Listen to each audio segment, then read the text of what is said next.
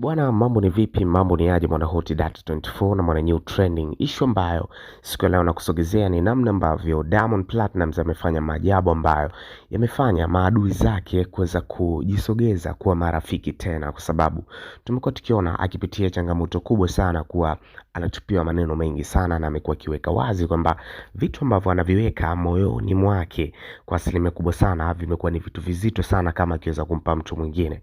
Yani kiatu anachokivaa Diamond Platnumz kiukweli ni kizito kuliko kiatu ambacho anakivaa mtu mwingine, na hii ni kutokana na maneno ambayo anatupiwa, kesi mbalimbali ambazo zinakuwa zinamkuta, maneno ya uzushi mengi sana anakuwa anamkuta na vitu kama hivyo. So baada ya show yake ambayo aliweza kuperform kipande cha London, kwenye ukumbi wa Royal Albert, kiasi cha kwamba alivyojaza watu waliweza kuvibe, akapewa na award ya kuweza kujaza ukumbi ule. Tumeweza kuona amekifanya kitu kizuri. Baada ya kutoka hapa ameenda Manchester, ameweza kuua kabisa na kupiga show moja ambayo ni nzito sana sana, na right now yuko kipande cha New York City ambako huko ana show ambayo anaenda kuipiga kwenye Summer Jam.